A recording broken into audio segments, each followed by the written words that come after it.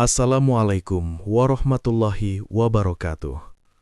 Selamat datang di channel Sunyi Memanggil, tempat di mana kisah-kisah yang terkubur kembali bangkit dalam kegelapan malam. Sebelum cerita dimulai, pastikan kalian sudah menekan tombol like, tulis komentar kalian di bawah tentang kejadian paling menyeramkan yang pernah kalian alami. Dan jangan lupa subscribe channel Sunyi Memanggil, agar kalian tidak ketinggalan cerita-cerita horor yang akan terus memanggil kalian setiap malam. Karena malam ini, sunyi tidak lagi sepi. Malam turun perlahan di pelabuhan Karangireng. Kabut asin menggantung rendah seperti kain lusuh yang sengaja dibentangkan di atas laut. Lampu-lampu dermaga berkedip-redup diterpa angin, sementara suara rantai kapal beradu dengan kayu tua terdengar seperti geraman panjang dari perut samudra. Di tempat itu, orang-orang bekerja cepat sebelum gelap benar-benar menelan pelabuhan. Tidak ada yang suka berada terlalu lama setelah azan Isya lewat. Raka baru 3 hari menjadi buruh angkut di sana. Tubuhnya masih pegal karena belum terbiasa memindahkan peti ikan sejak subuh hingga malam. Namun dibanding kampungnya yang kering dan miskin, pelabuhan ini seperti ladang uang. Meski bau solar bercampur amis ikan menusuk hidung, setidaknya perutnya tidak lagi kosong. Malam itu ia mendapat tugas mengantar karung es ke ujung dermaga paling tua. Tempat itu jarang dipakai kapal lain karena papan jalannya rapuh dan beberapa tiang sudah dimakan karat laut. Orang-orang menyebutnya Dermaga 7. "Cepat balik kalau sudah selesai," kata Udin, buruh senior, sambil menghindari tatapan ke arah laut. "Jangan banyak lihat sekitar." Raka hanya tertawa kecil. Menurutnya orang pelabuhan terlalu percaya cerita aneh. Ia mendorong gerobak melewati lorong kayu panjang. Suara roda bergesekan dengan papan basah terdengar nyaring di tengah sepi. Semakin jauh melangkah, kabut semakin tebal. Lampu gantung di ujung dermaga tampak samar seperti mata kuning yang mengintip dari kejauhan. Lalu kapal itu muncul. Sebuah kapal kayu besar berdiri diam di sisi dermaga. Cat hitamnya mengelupas meninggalkan bercak seperti kulit terbakar. Lambungnya dipenuhi lumut kehijauan. Tali-tali tambang bergoyang pelan diterpa angin malam. Di bagian depan kapal tertulis nama yang nyaris pudar, Sri Kembang Laut. Entah kenapa, Raka merasakan hawa dingin menjalar sampai tengkuk. Kapal itu tampak tua, tetapi tetap berdiri kokoh seperti sesuatu yang menolak mati. Tak ada suara awak, tak ada aktivitas bongkar muat. Namun anehnya, dari dalam kapal terdengar riuh pelan, seperti bisikan puluhan orang yang sedang berbicara bersamaan. Raka berhenti mendorong gerobak. Ia menajamkan telinga. Suara itu samar, bercampur bunyi langkah kaki dan gelak tawa pendek. Kadang terdengar seperti orang sedang menikmati pesta kecil di dalam kapal. Padahal seluruh jendela gelap, tak satu pun cahaya terlihat dari celah kabin. Bulu kuduknya mulai berdiri. "Oi, ngapain bengong?" Suara berat membuat Raka tersencak. Seorang pria tua turun dari kapal. Tubuhnya tinggi kurus dengan jas hujan lusuh berwarna coklat tua. Wajahnya dipenuhi garis kasar seperti kayu retak. Mata kirinya putih keruh, sedangkan mata kanan menatap tajam seperti pancing berkarat. "Aku antar es, Pak," jawab Raka gugup. Pria itu mendekat perlahan. Bau air laut bercampur sesuatu yang anyir menguar dari tubuhnya. "Taruh depan saja, jangan naik ke kapal." Nadanya datar tetapi terasa seperti perintah yang tidak boleh dibantah. Raka mengangguk cepat, lalu mulai menurunkan karung es. Saat ia bekerja, suara riuh dari dalam kapal semakin jelas, bahkan sesekali terdengar bunyi sendok beradu dengan piring. Raka melirik ke arah jendela kabin. Gelap, kosong, namun bayangan samar tampak bergerak di balik kaca kusam. Dek, jantungnya berdetak keras. Ia mencoba meyakinkan diri bahwa itu hanya pantulan ombak. Tetapi tiba-tiba terdengar suara anak kecil tertawa dari dalam kapal. Raka spontan mundur. Pria tua itu langsung menoleh tajam. "Sudah selesai?" Iya, kalau begitu pergi." Angin laut mendadak bertiup kencang. Kabut bergerak melewati geledak kapal seperti asap putih yang hidup. Dalam sepersekian detik, Raka melihat sesuatu berdiri di dek atas. Seseorang, tubuhnya kurus, diam mematung, wajahnya pucat kebiruan, matanya hitam seluruhnya seperti lubang kosong. Raka terpaku. Makhluk itu perlahan mengangkat tangan, seolah memanggilnya naik. Brak! Gerobak es jatuh terbalik saat Raka mundur ketakutan. Nafasnya memburu. Ketika ia kembali melihat ke atas, sosok tadi sudah lenyap. Pria tua itu masih berdiri tanpa ekspresi. "Jangan pernah menatap penumpang terlalu lama," katanya pelan. Raka mengerenyik. "Penumpang? Tapi kapal ini kosong." Pria tua itu tersenyum tipis. Senyum yang lebih mirip luka robek daripada keramahan. "Kalau kosong, lalu siapa yang tertawa sejak tadi?" Raka berjalan cepat meninggalkan dermaga 7. Langkahnya tidak beraturan, seperti orang yang baru lolos dari mimpi buruk. Papan kayu di bawah kakinya berderit panjang, sementara kabut terus mengikuti dari belakang bak tangan dingin yang enggan melepas mangsa. Nafasnya terasa berat. Kalimat pria tua tadi terus terngiang di kepala. "Kalau kosong, lalu siapa yang tertawa sejak tadi?" Ucapan itu sederhana, tetapi menusuk pikirannya seperti kail tajam. Sesampainya di pos buruh, suasana jauh berbeda. Beberapa pekerja sedang merokok sambil bercanda. Radio tua menggantung di dinding, memutar lagu dangdut pelan bercampur suara kresek. Bau kopi hitam memenuhi ruangan sempit itu. Kehangatan tempat tersebut sedikit mengurangi ketegangan dalam dada Raka. Namun, wajahnya masih pucat. Udin yang duduk di dekat pintu langsung menyadarinya. "Kau lihat sesuatu ya?" Raka diam beberapa detik sebelum menjawab pelan. Kapal di ujung dermaga itu kenapa sepi tapi ramai suara? Candaan langsung berhenti. Suasana mendadak kaku seperti tali yang ditarik terlalu keras. Seorang buruh tua bernama Maman perlahan menurunkan cangkir kopinya. Tatapannya berubah gelisah. "Kau dengar suara juga?" tanyanya lirih. Raka mengangguk. Orang ketawa, langkah kaki, ada anak kecil. Maman langsung meludah ke lantai kayu. "Sudah kubilang, jangan kirim anak baru ke sana malam-malam." Udin mengusap wajah kasar penuh peluh. "Kapal itu beda, jangan banyak tanya." "Tapi memang ada siapa di dalam?" desak Raka. Tak ada yang langsung menjawab. Angin malam meniup pintu pos hingga berdecit perlahan. Bunyi itu terasa panjang di tengah keheningan. Akhirnya, Maman menarik nafas berat sebelum berbicara. "Dulu kapal itu dipakai angkut penumpang antar pulau. Sudah tua sekali. Katanya pernah karam di tengah badai." Raka mulai mendengarkan serius. "Semua penumpangnya hilang." Maman menggeleng pelan. "Bukan hilang, tidak pernah ditemukan." Kalimat itu membuat tengkuk Raka kembali dingin.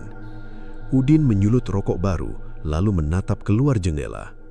Aneh memang, sejak kapal itu muncul lagi di pelabuhan ini, pemiliknya jadi kaya mendadak. Hasil laut mereka selalu penuh, mesin tak pernah rusak, bahkan badai besar pun seperti takut mendekat. "Bukannya itu bagus?" tanya Raka. "Kalau keberuntungan datang terlalu mudah, biasanya ada harga yang dibayar," sahut Maman cepat. Lampu pos mendadak berkedip. Sekali, dua kali, lalu stabil kembali. Raka menelan ludah. Apa maksudnya? Maman mendekat sedikit. Suaranya mengecil seperti takut didengar sesuatu. Setiap kapal itu berlayar, selalu ada orang hilang di sekitar pelabuhan. Jantung Raka berdegup pelan. Hilang bagaimana? Kadang nelayan, kadang pendatang, kadang pengemis yang tidur dekat gudang. Maman berhenti sejenak. Besoknya, nama mereka muncul di daftar penumpang. Raka tertawa kecil mencoba mengusir takut. Itu cuma kebetulan. Tak seorang pun ikut tertawa.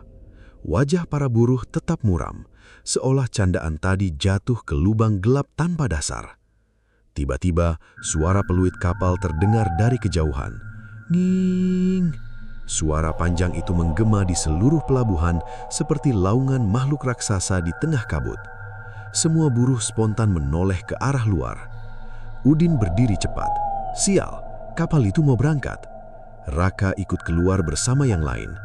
Dari kejauhan, lampu redup di dermaga 7 mulai bergerak perlahan menjauh dari daratan.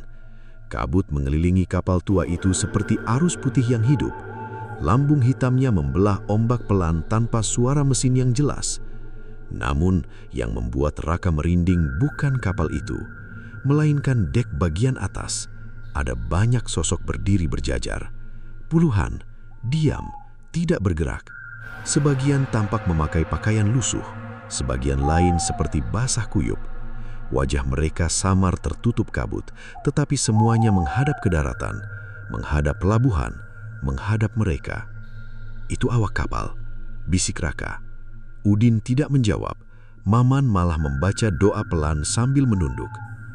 Tiba-tiba salah satu sosok di atas dek mengangkat tangan perlahan, lalu yang lain mengikuti, serempak, seperti penumpang yang sedang berpamitan sebelum perjalanan jauh. Raka merasakan dadanya sesak. Jumlah mereka terlalu banyak untuk ukuran kapal sekecil itu. Dan yang paling aneh, tak satu pun bergerak seperti manusia hidup. Mereka terlalu diam, terlalu kaku, seperti mayat yang dipaksa berdiri. Brak! Suara keras membuat semua orang tersencak. Seorang pria tua jatuh dari kursi dekat warung pelabuhan. Tubuhnya kejang beberapa detik sebelum diam tanpa bergerak. Orang-orang langsung berlari mendekat. "Itu Pak Harun!" teriak seseorang. Raka ikut menghampiri. Mata pria tua itu terbuka lebar penuh ketakutan. Bibirnya membiru, tangannya gemetar menunjuk ke arah laut. Sebelum nafasnya berhenti, ia berbisik perahu. Penumpangnya kurang satu. Angin laut mendadak bertiup dingin, dan jauh di tengah kabut, peluit kapal tua itu kembali terdengar panjang, seolah menyambut tumbal baru. Kematian Pak Harun menyebar cepat ke seluruh pelabuhan Karangireng. Sejak subuh, para nelayan membicarakannya dengan suara pelan, seperti takut didengar laut. Beberapa orang percaya lelaki tua itu terkena serangan jantung. Sebagian lain yakin ada sesuatu yang mengikuti pelayaran kapal tua semalam. Raka berdiri dekat gudang es sambil memperhatikan kerumunan di warung kopi. Wajah para buruh tampak tegang. Tidak ada tawa seperti biasanya. Bahkan suara camar di udara terasa lebih nyaring dibanding percakapan mereka. Langit pagi mendung, awan kelabu menggantung rendah seperti kain basah yang siap jatuh kapan saja. Bau garam bercampur solar memenuhi udara. Pelabuhan terlihat sibuk, tetapi suasananya terasa ganjil. Mirip pasar yang tetap berjalan meski semua orang menyimpan ketakutan di balik mata mereka. Raka belum bisa melupakan ucapan terakhir Pak Harun. Penumpangnya kurang satu. Kalimat itu terus berputar dalam kepalanya seperti ombak yang tidak berhenti menghantam karang. Saat sedang memindahkan peti ikan, Udin mendekat sambil membawa rokok. "Kau jangan ikut campur urusan kapal itu," katanya tanpa basa-basi. "Aku cuma penasaran." Rasa penasaran sering bikin orang cepat masuk kuburan. Raka menatap Udin serius. "Memangnya kau tahu sesuatu?" Pria itu diam beberapa detik sebelum membuang asap panjang. "Dulu aku pernah naik ke kapal itu." Jantung Raka langsung berdegup lebih cepat. "Kapan?" 3 tahun lalu. Mata Udin tampak kosong saat mengingat sesuatu. "Waktu itu aku masih kerja jadi awak sementara." Raka segera menghentikan pekerjaannya. "Terus?" Udin memandangi laut sebentar sebelum melanjutkan. "Awalnya biasa saja. Kapalnya tua, kayunya lembab, lantainya bau amis. Tapi semakin jauh dari pelabuhan, suasana berubah." "Berubah bagaimana?" "Sunyi." Jawaban itu terdengar sederhana, tapi nada suara Udin membuat udara di sekitar terasa lebih dingin. Tak ada suara ombak, tak ada suara mesin, bahkan angin seperti hilang. Ia menelan ludah. Lalu malam datang dan penumpang mulai muncul. Raka merasakan tengkuknya menegang. Mereka naik dari mana? Itulah masalahnya. Udin tersenyum hambar. Tak ada yang melihat mereka datang. Raka diam. Awalnya cuma satu orang duduk dekat buritan. Setelah beberapa menit jadi 3, lalu 5, lama-lama penuh. Awak kapul tidak takut. Mereka malah bersikap biasa. Udin membuang puntung rokok ke tanah basah. Aku pernah lihat seorang perempuan tua berjalan di lorong kapal sambil membawa bayi. Wajahnya pucat seperti lilin kena hujan. Saat aku menoleh lagi, kakinya tidak menyentuh lantai. Raka spontan merinding. Kenapa kau tetap bekerja di sana? Karena uangnya besar. Udin tertawa kecil pahit. Manusia kadang rela tutup mata selama perutnya kenyang. Kalimat itu terasa berat seperti batu basah. Raka hendak bertanya lagi ketika tiba-tiba suara gaduh terdengar dari arah pos penjaga. Beberapa orang tampak berlari panik menuju papan informasi pelabuhan. "Ada apa?" tanya Raka. Udin langsung menernyit. Mereka berdua berjalan cepat mendekati kerumunan. Di sana, seorang petugas pelabuhan terlihat pucat sambil memegang selembar kertas manifest pelayaran. Tangannya gemetar. "Ini tidak mungkin," bisiknya. Raka mencoba melihat isi kertas itu. Daftar nama penumpang. Belasan nama tertulis rapi dengan tinta hitam kusam. Namun mata Raka langsung tertuju pada satu baris paling bawah. Harun. Tubuh Raka langsung kaku. "Itu Pak Harun?" tanyanya pelan. Petugas itu mengangguk lemah. Namanya baru muncul pagi ini. Padahal dia tidak pernah naik kapal. Tak ada yang menjawab. Beberapa buruh mulai mundur perlahan. Wajah mereka pucat seperti orang baru melihat jenazah. Raka memperhatikan lembar manifest itu lebih dekat. Kertasnya tampak tua dan lembab, seperti sudah lama terkena air laut. Anehnya, tinta nama Pak Harun masih terlihat basah. Seolah-olah baru saja ditulis beberapa menit lalu. Dek. Bulu kuduk Raka berdiri. Tiba-tiba seorang wanita tua penjual kopi berteriak dari belakang kerumunan. "Itu kapal setan. Sudah kubilang jangan biarkan berlayar lagi." Orang-orang langsung gaduh. Namun sebelum suasana semakin kacau, suara klakson panjang terdengar dari laut. Nying. Semua kepala spontan menoleh. Di jauhan, di balik kabut tipis pagi, kapal Sri Kembang Laut terlihat kembali. Padahal semalam kapal itu baru berangkat. Raka mengerutkan dahi. Itu mustahil. Kapal bergerak perlahan mendekati dermaga seperti bayangan hitam yang meluncur di atas air. Tidak ada suara mesin, tidak ada percikan ombak besar. Gerakannya terlalu tenang, seperti benda mati yang ditarik sesuatu dari bawah laut. Saat kapal semakin dekat, semua orang mulai menyadari hal aneh lainnya.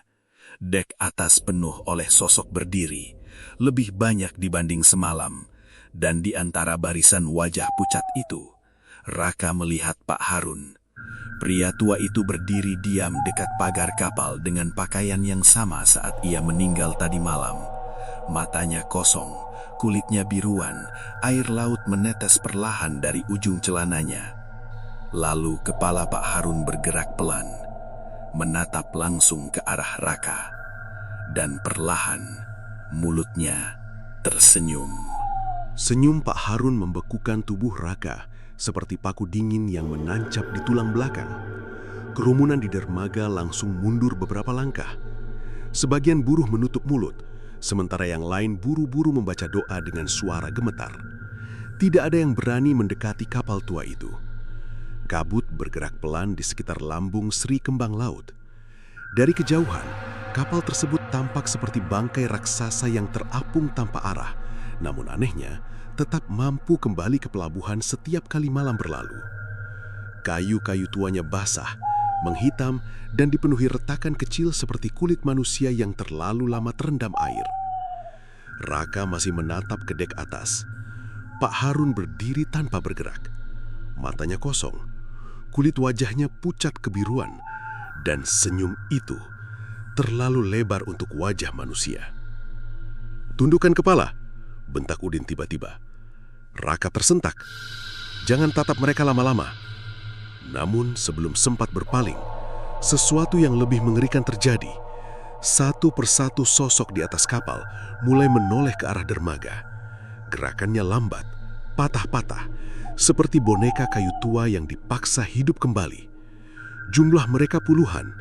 Ada pria tua, wanita muda, anak kecil, bahkan beberapa tampak mengenakan pakaian lusuh penuh lumut. Tubuh mereka diam, tetapi mata kosong itu seolah memperhatikan semua orang di pelabuhan. Suasana mendadak sunyi. Tak ada suara camar, tak ada percikan ombak, hanya bunyi tali kapal bergesekan dengan kayu dermaga, menciptakan irama panjang seperti suara gigi yang dikeretakkan. Kapten kapal akhirnya muncul dari balik kabin. Pria tua bermata sebelah itu berjalan perlahan sambil membawa lentera minyak. Cahaya kuning redup memantul di wajah keriputnya, membuat bayangan hitam bergerak liar di sekitar tubuhnya. "Bongkar muatan," ucapnya datar. Tak seorang pun bergerak. "Kalian tuli?" Nada suaranya tetap tenang, tetapi terasa lebih mengancam dibanding bentakan. Beberapa buruh saling pandang dengan gugup. Tak ada yang ingin naik ke kapal, namun pekerjaan di pelabuhan tidak mengenal belas kasihan. Menolak perintah berarti kehilangan ipah. Udin mengusap wajah kasar penuh peluh. "Sial," gumamnya pelan. Ia menatap Raka. "Kau ikut denganku. Cepat selesai, cepat turun." Raka ingin menolak, tetapi tenggorokannya terasa kering. Kakinya bergerak sendiri mengikuti Udin menuju papan penghubung kapal. Setiap langkah terasa berat, seperti berjalan menuju mulut jurang. Saat telapak kaki Raka menyentuh dek kapal, hawa dingin langsung menyelimuti tubuhnya. Suhunya berbeda dibanding udara pelabuhan. Di atas kapal itu, dingin terasa basah, seperti masuk ke ruangan penuh kain lembab yang tidak pernah terkena matahari. Bau anyir menusuk hidung, campuran garam, kayu lapuk, dan sesuatu yang mirip bangkai ikan. Raka menahan nafas. Dek kapal terlihat kosong, padahal beberapa detik lalu penuh sosok berdiri. Sekarang tak ada siapapun. "Kemana mereka?" bisiknya. Udin tidak menjawab. Wajah pria itu pucat. Mereka mulai memindahkan peti kayu dari dekat ruang kabin. Anehnya, semua peti tertutup rapat dengan kain hitam dan tali merah tua. Tak ada tanda hasil laut ataupun barang dagangan. Raka mengangkat satu peti bersama Udin. Beratnya tidak normal, seperti mengangkat batu basah sebesar tubuh manusia. Saat bergerak, terdengar bunyi pelan dari dalam. Tok, tok, tok. Raka langsung berhenti. "Itu suara apa?" Udin tegang. "Jangan dengarkan." Tok, tok, tok. Ketukan itu terdengar lagi. Pelan, teratur, seolah ada seseorang di dalam peti yang sedang meminta keluar. Nafas Raka mulai memburu. "Itu orang?" "Diam," bentak Udin. Namun rasa penasaran lebih cepat mengalahkan takut. Raka menunduk sedikit mencoba melihat celah kecil di sisi peti. Gelap. Tetapi beberapa detik kemudian, sesuatu bergerak di dalam peti. Mata. Sepasang mata pucat mendadak muncul dari balik celah kayu. Raka spontan mundur. Peti itu tergoncang keras. Prak. Suara benturan menggema di seluruh kapal. Mendadak, seluruh dek menjadi sunyi total. Lalu dari bawah lantai kapal, terdengar suara lain. Bukan satu, puluhan. Tok, tok, tok. Seperti banyak tangan mengetuk bersamaan dari ruang bawah dek kapal. Tubuh Raka membeku, keringat dingin mengalir di pelipisnya. Apa itu? Suaranya hampir tak keluar. Wajah Udin berubah pucat seperti abu. Jangan lihat ke bawah. Tetapi terlambat.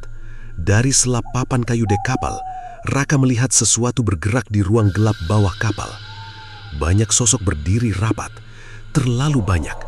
Wajah-wajah pucat menatap ke atas melalui celah lantai.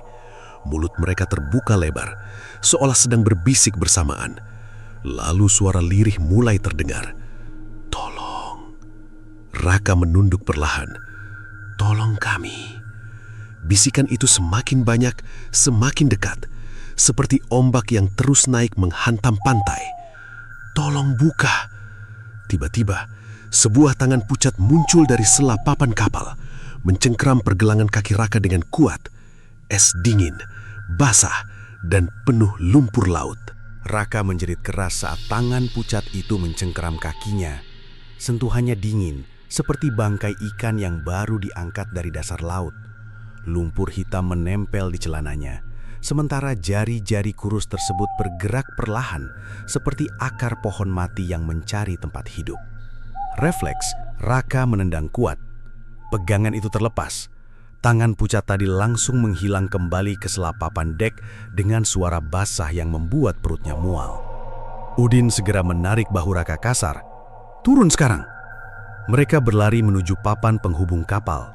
Langkah keduanya menghentak kayu tua hingga bergema di seluruh dek. Namun baru beberapa meter berlari, suara ketukan dari bawah kapal berubah semakin liar. Tok, tok, tok, brak! Kayu bawah dek bergetar seperti ada puluhan orang menghantamnya dari dalam. Napas Raka memburu. Apa itu sebenarnya? "Jangan tanya," bentak Udin. Saat hampir mencapai ujung kapal, suara peluit panjang mendadak menggema dari atas kabin.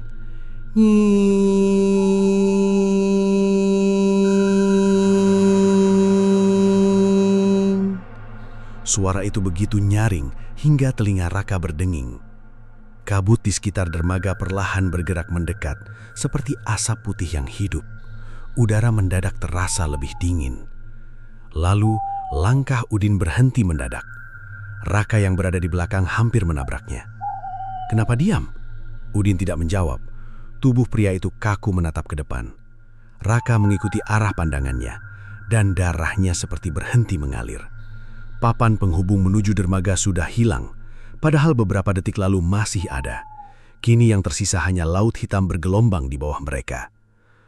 "Tidak mungkin," bisik Raka. Kapal perlahan mulai bergerak. Tali tambang terlepas sendiri dari tiang dermaga seperti ular basah yang melata pelan. Tak ada awak kapal yang menariknya, tak ada mesin menyala. Namun lambung tua itu mulai menjauh dari daratan sedikit demi sedikit. Orang-orang di pelabuhan tampak panik dari kejauhan. Beberapa berteriak, sebagian melambaikan tangan. Tetapi suara mereka terdengar samar, seperti tertelan kabut. Raka mencoba mencari jalan turun lain, namun seluruh sisi kapal sudah dikelilingi air hitam pekat. Ombak malam terlihat aneh. Permukaannya terlalu tenang, seperti lembaran minyak luas yang tidak bergerak normal. Lalu terdengar suara langkah. Krek, krek, pelan, teratur. Raka menoleh perlahan.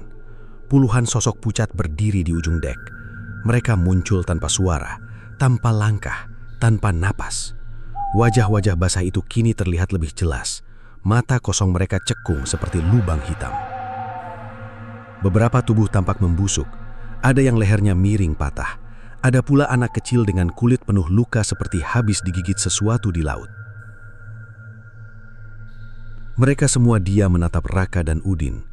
Kabut mengelilingi tubuh-tubuh itu seperti kain kafan yang bergerak sendiri. Udin mundur perlahan sambil gemetar. "Jangan bicara, jangan lari." "Kenapa?" "Mereka suka orang panik." Kalimat itu membuat dada Raka semakin sesak. Tiba-tiba salah satu sosok maju. Seorang wanita tua membawa boneka lusuh di pelukannya. Rambutnya panjang menutupi sebagian wajah. Air laut terus menetes dari ujung bajunya. Ia mendekat perlahan, lalu berhenti tepat beberapa langkah di depan Raka. Mulutnya bergerak, awalnya tanpa suara, namun berlahan terdengar bisikan serak seperti tenggorokan penuh air. "Sudah lama kami menunggu." Raka mundur satu langkah. Wanita itu mengangkat boneka di tangannya. Boneka kayu kecil dengan wajah retak. Namun itu bukan boneka biasa. Benda itu memakai baju yang sama persis dengan pakaian masa kecil Raka. Jantungnya serasa dihantam palu. "Apa itu?" Wanita tua itu tersenyum perlahan. Senyumnya terlalu lebar hingga sudut bibirnya hampir menyentuh telinga. "Kau akhirnya kembali." Raka membeku. Belum sempat ia berpikir, suara pintu kabin kapal terbuka keras. Brak! Kapten tua bermata sebelah keluar sambil membawa lentera.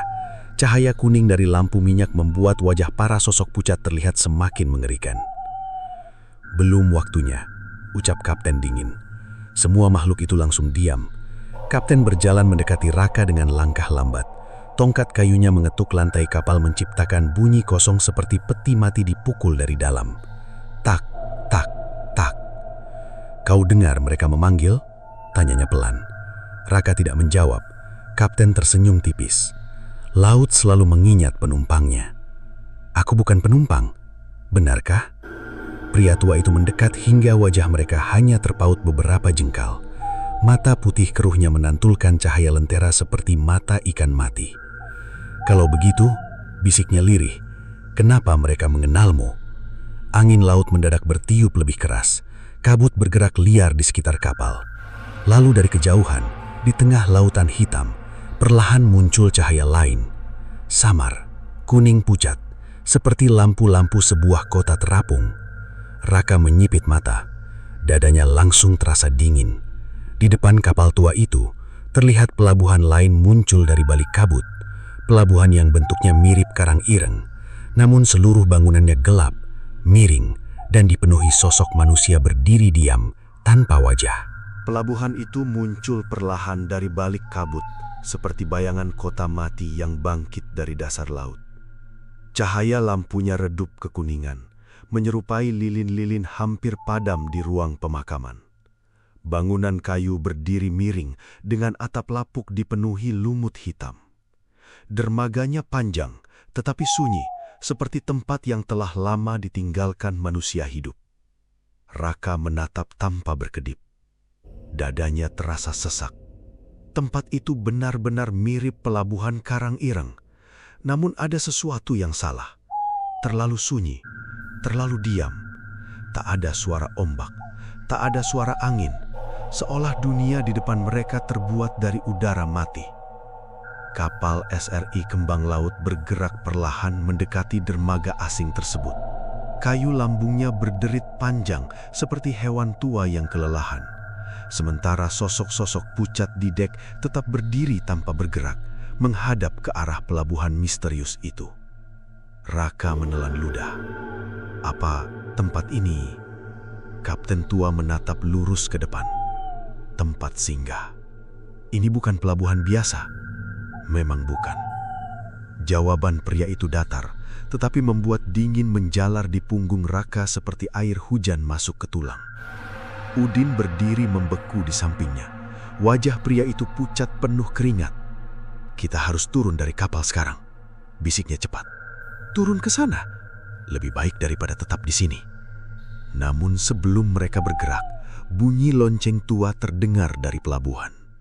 Tong, tong, tong. Suara itu berat dan kosong, seperti berasal dari dasar sumur. Setiap dentangnya membuat udara bergetar pelan. Sosok-sosok di dek kapal langsung menundukkan kepala bersamaan. Lalu dari dermaga gelap di depan, perlahan muncul banyak orang. Mereka berjalan lambat. Tubuhnya kurus, pakaiannya compang-camping. Sebagian membawa koper tua berlumut, sebagian lain menggendong karung hitam di punggung. Namun wajah mereka kosong, benar-benar kosong. Tak ada mata, tak ada hidung. Kulit wajah mereka rata seperti lilin meleleh. Raka mundur satu langkah. Makhluk-makhluk itu terus berjalan mendekati ke arah kapal. Gerakannya tenang, tetapi terasa mengerikan, seperti iring-iringan jenazah tanpa akhir. Kapten tua mengetuk tongkatnya ke lantai. Penumpang baru sudah datang. Kalimat itu membuat tenggorokan Raka terasa kering. Makhluk tanpa wajah mulai naik ke kapal satu persatu melalui papan kayu yang entah sejak kapan sudah terpasang kembali. Tak ada suara langkah, tak ada percakapan. Mereka hanya berjalan masuk ke dalam kabin seperti orang yang sudah hafal tujuan akhir perjalanan. Saat salah satu makhluk melewati Raka, bau busuk langsung menyeruak, mirip bangkai yang terlalu lama terendam air laut. Raka spontan menutup hidung. Namun ketika tubuh makhluk itu bersentuhan sedikit dengan bahunya, kilasan aneh mendadak muncul di kepala Raka. Gelap, air, jeritan orang-orang, lalu suara kapal pecah dihantam ombak besar. Ah! Raka memegangi kepala, nafasnya kacau. Bayangan tadi terasa terlalu nyata, seperti ingatan yang bukan miliknya. Kau mulai mengingat, bisik Kapten tua. Raka menatapnya marah. Apa yang kau lakukan padaku? Kapten itu tersenyum kecil. Laut hanya mengembalikan apa yang pernah diambil. Tiba-tiba terdengar tangisan anak kecil dari arah kabin bawah. Pelan, menyayat. Raka menoleh cepat. Suara itu terdengar familiar, sangat familiar, seperti suara seseorang yang pernah ia kenal lama sekali. Tangisan itu kembali terdengar. Kak, tolong! Tubuh Raka langsung membeku. Suara itu, suara adiknya, Dimas, anak kecil yang tenggelam saat mereka masih kecil. Jantung Raka berdetak keras. Tidak mungkin, Dimas sudah mati bertahun-tahun lalu. Kau dengar juga? Bisik Udin panik. Namun Raka tidak peduli lagi. Kakinya bergerak sendiri menuju pintu kabin bawah kapal. Suara tangisan itu terus memanggil. Kak, tolong! Tangannya gemetar saat memegang gagang pintu kayu tua. Kapten langsung berbicara keras. Jangan buka. Raka menoleh cepat. Di dalam ada adikku. Bukan. Itu suaranya. Yang memanggil bukan manusia lagi. Kalimat itu seperti pisau dingin menusuk kepala Raka. Namun suara tangisan kembali terdengar. Lebih lemah, lebih sedih. Kak, jangan tinggalin Dimas. Air mata mulai muncul di sudut mata Raka. Kenangan lama bermunculan seperti ombak besar yang menghantam bendungan rapuh. Ia teringat wajah adiknya yang hilang di sungai saat banjir besar bertahun lalu. Tubuh kecil itu tak pernah ditemukan. Tangisan dari balik pintu menjadi semakin jelas. Raka tak mampu berpikir jernih lagi. Ia mendorong pintu kabin dengan keras. Krek! Bau busuk langsung menyembur keluar. Ruangan di bawah kapal gelap total. Udara di dalam terasa lembab dan dingin seperti liang kubur. Air hitam setinggi mata kaki memenuhi lantai kayu. Kak! Suara itu kembali terdengar. Kali ini tepat di depan Raka. Ia melangkah perlahan masuk. Lalu kilat petir menyambar di luar kapal. Cahaya putih sesaat menerangi isi ruangan. Dan Raka akhirnya melihat siapa yang berdiri di sana. Bukan Dimas kecil, melainkan puluhan anak-anak pucat berdiri rapat memenuhi kabin. Tubuhnya membengkak, kulitnya rusak, mata mereka hitam pekat seperti lubang kosong. Namun semuanya tersenyum ke arah Raka, dan bersamaan dengan itu mereka memanggil dengan suara yang persis. Kak! Tubuh Raka membeku di depan pintu kabin. Puluhan anak pucat berdiri rapat di ruangan gelap itu, seperti boneka rusak yang disusun memenuhi gudang tua. Air hitam menggenang di kaki mereka, memantulkan cahaya petir dari luar kapal menjadi kilatan pucat menyerupai mata-mata kecil di permukaan lantai. Kak! Suara itu kembali terdengar bersamaan.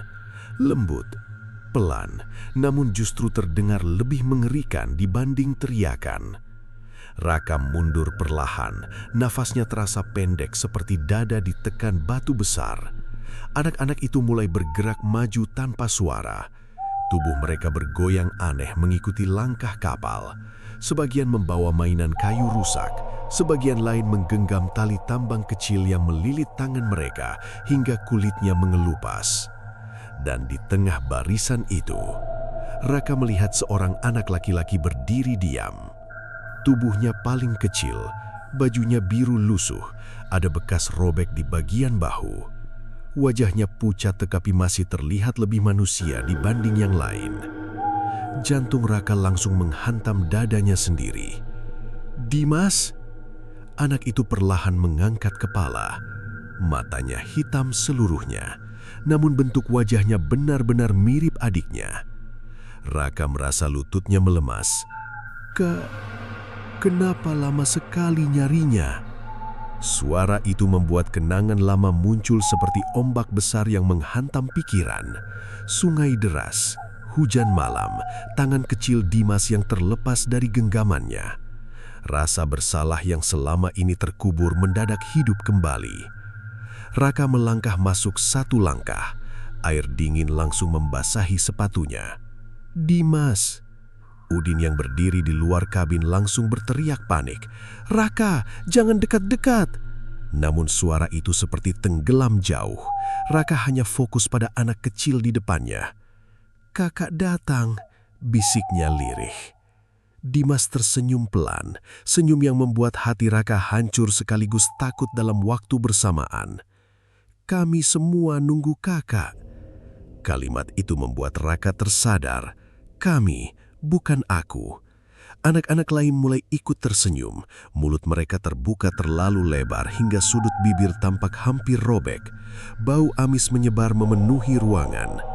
Lalu suara langkah basah terdengar dari belakang mereka. Biur, biur, biur. Sesuatu berjalan keluar dari gelap paling ujung kabin. Tubuh tinggi kurus muncul perlahan, kepalanya tertutup kain hitam basah, tangannya panjang hingga hampir menyentuh lantai. Kulitnya dipenuhi cangkang kecil dan lumut laut. Makhluk itu bergerak lambat seperti mayat yang baru dipaksa bangkit dari dasar samudra. Anak-anak tadi langsung diam, mereka menunduk bersamaan. Raka merasakan hawa dingin menyusup sampai ke tulang. Makhluk tinggi itu berhenti tepat beberapa meter di depan Dimas, lalu tangan kurusnya perlahan menyentuh kepala anak kecil tersebut. "Penumpang baru." Suara makhluk itu berat dan serak seperti kayu digesek batu. Raka mundur refleks. "Apa kalian sebenarnya?"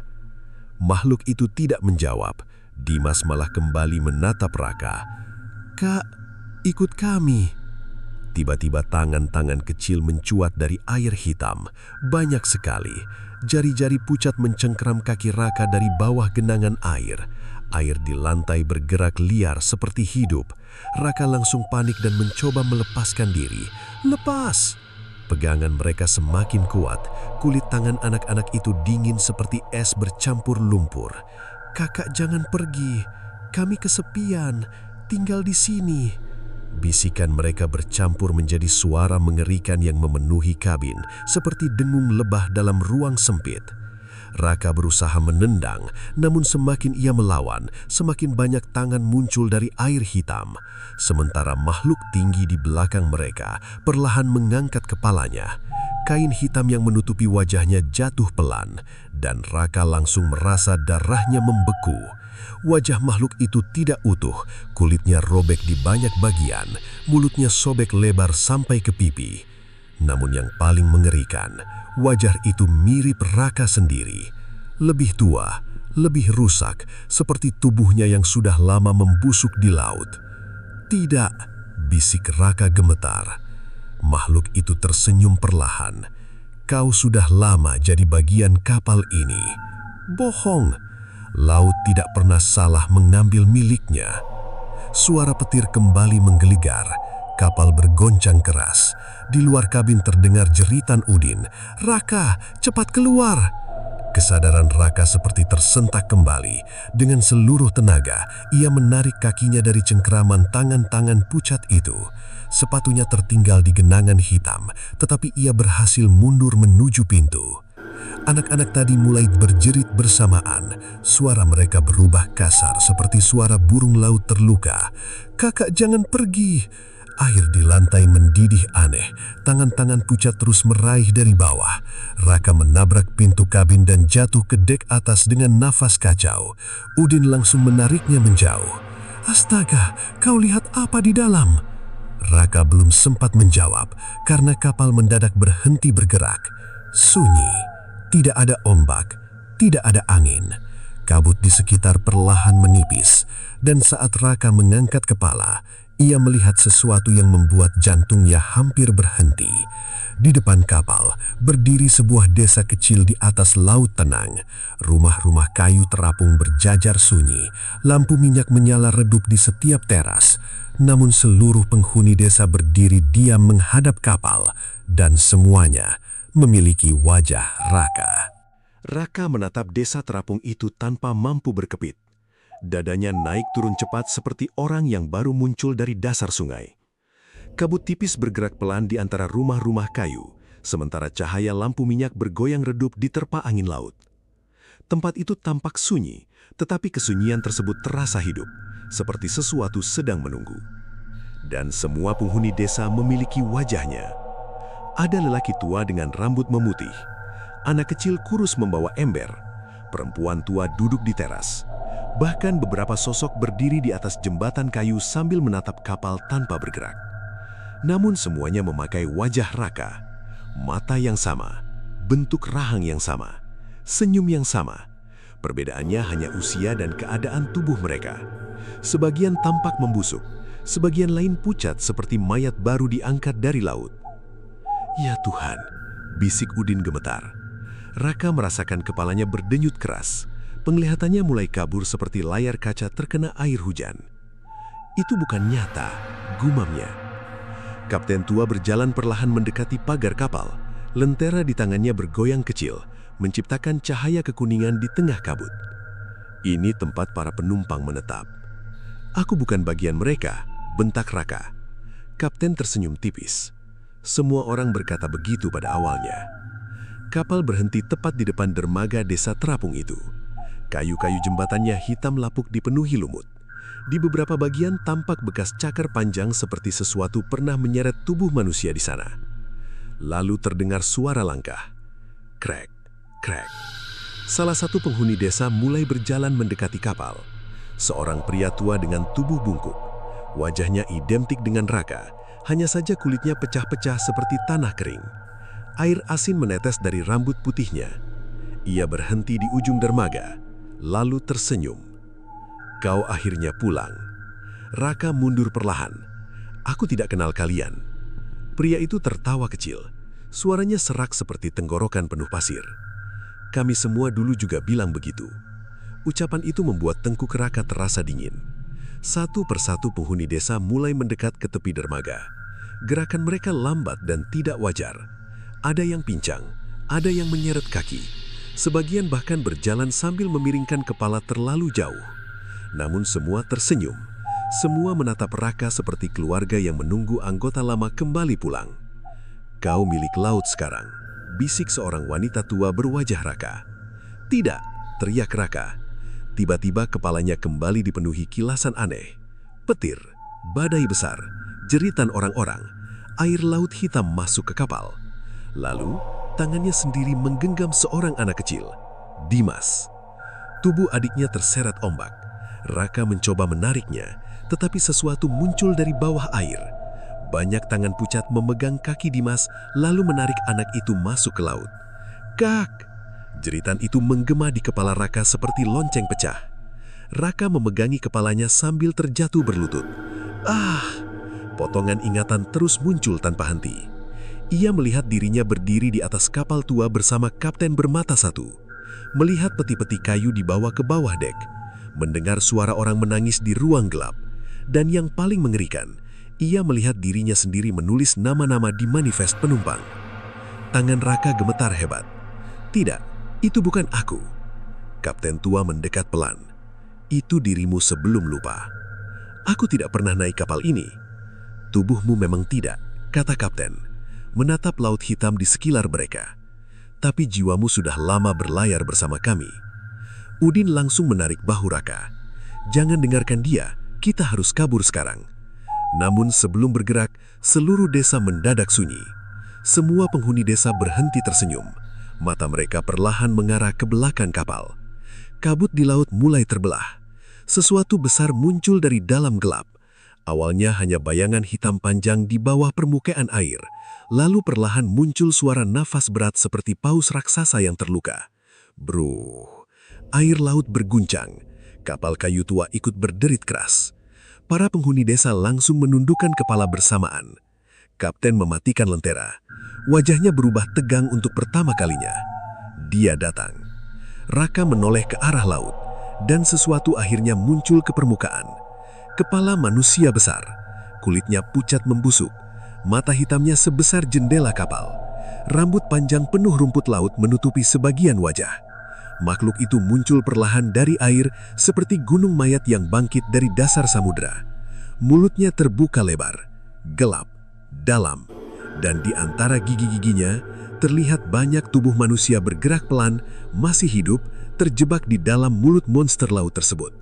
Raka langsung membeku. Salah satu tubuh di sana menatap ke arah kapal sambil menangis. Itu Dimas, adiknya masih hidup di dalam mulut monster laut tersebut. Tubuh Raka terasa lumpuh saat melihat Dimas berada di dalam mulut makhluk laut raksasa itu. Anak kecil tersebut berdiri di antara puluhan manusia lain yang terjebak di balik deretan gigi hitam sebesar tiang kapal. Wajahnya pucat, tubuhnya basah, namun matanya masih hidup. Mata itu penuh ketakutan. "Kak!" Suara Dimas terdengar lirih di tengah angin laut. Raka langsung bergerak maju tanpa berpikir.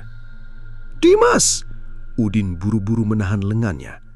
"Jangan gila, itu bukan manusia." Namun Raka mendorong tangan Udin kasar.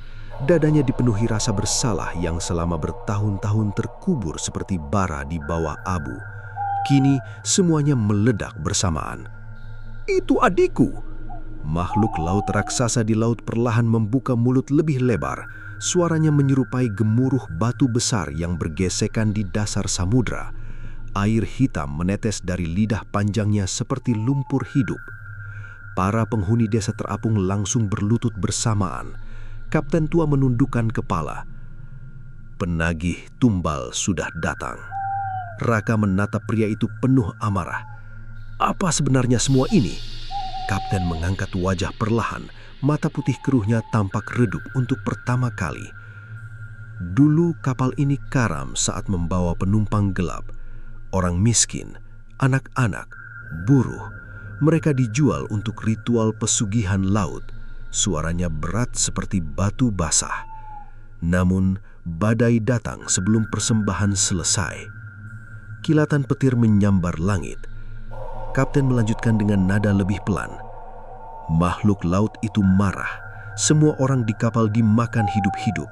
Sejak malam itu, SRI Kembang Laut tidak pernah benar-benar kembali.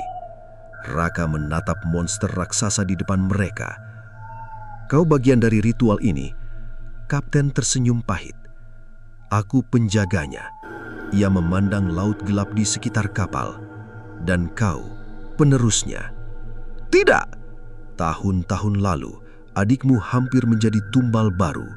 Kapten menunjuk Dimas, "Tapi laut memilihmu." Raka membeku. Ingatan lama kembali muncul seperti ombak menghantam karang rapuh.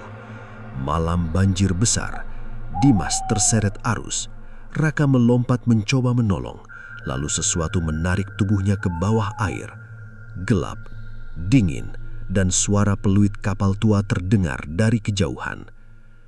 Kapten mendekat perlahan. "Tubuhmu selamat ditemukan warga sungai, tapi jiwamu tertinggal di laut." Ia menatap Raka lurus. "Sejak itu kau selalu dipanggil kembali." Raka gemetar. Semua mimpi buruk, semua suara, semua sosok di kapal, kini terasa masuk akal sekaligus mengerikan. Monster laut mendadak bergerak lebih dekat. Ombak besar menghantam lambung kapal hingga kayu-kayunya berderit keras. Bruak! Dimas menjerit di dalam mulut makhluk itu. "Kak, sakit!" Tanpa pikir panjang, Raka menggarai tombak besi tua yang terikat di dek kapal lalu melompat ke pagar. Udin langsung berteriak panik. "Raka, jangan!" Namun ia sudah melompat ke laut. Air hitam terasa dingin seperti sumur kematian. Tubuh Raka tenggelam beberapa detik sebelum muncul kembali di dekat wajah monster itu. Bau busuk memenuhi hidungnya. Makhluk tersebut menatap Raka dengan mata raksasa tanpa kelopak. Lalu suara berat menggema langsung di kepalanya. Jiwa yang hilang sudah kembali. Raka menggenggam tombak erat. "Lepaskan adikku!" Monster itu tertawa. Suara tawanya membuat laut bergetar seperti gempa dari dasar bumi. "Satu jiwa untuk satu jiwa." Raka melihat Dimas menangis di balik deretan gigi hitam. Saat itu, ia sadar Tidak ada jalan pulang, tidak ada cara kabur. Ritual ini hanya bisa selesai jika seseorang menggantikan tumbal lama. Raka menutup mata sebentar, lalu menatap Dimas sambil tersenyum kecil. Kali ini, kakak tidak akan lepasin kamu lagi. Ia mengangkat tombak tinggi-tinggi, kemudian menusukkannya ke dadanya sendiri. Crash! Darah langsung bercampur dengan air laut hitam. Monster raksasa berhenti bergerak. Mata besarnya perlahan menyala merah gelap. Lalu mulutnya terbuka lebar disertai jeritan panjang yang mengguncangkan seluruh lautan. Tubuh-tubuh manusia di dalamnya mulai jatuh satu persatu ke laut, termasuk Dimas. Udin yang masih berada di kapal langsung melompat menarik anak kecil itu ke permukaan. Sementara di tengah laut, tubuh Raka perlahan tenggelam. Kabut mulai menelannya sedikit demi sedikit. Namun sebelum hilang sepenuhnya, ia melihat sesuatu. Semua sosok di desa terapung mulai berubah menjadi abu laut. Kapal tuak SRI Kembang Laut retak perlahan lalu hancur seperti kayu lapuk dimakan usia. Dan untuk pertama kali, suara jeritan dari bawah dek akhirnya berhenti. Sunyi, benar-benar sunyi. Keesokan harinya, warga pelabuhan Karangireng menemukan Udin dan seorang anak kecil terdampar di bibir pantai. Namun kapal tua itu lenyap tanpa jejak. Tidak ada bangkai, tidak ada puing, seolah tidak pernah ada. Hanya satu benda ditemukan mengambung di laut, sebuah manifest penumpang tua. Seluruh nama di dalamnya menghilang, kecuali satu. Di halaman terakhir tertulis samar oleh tinta basah. Raka, penumpang terakhir.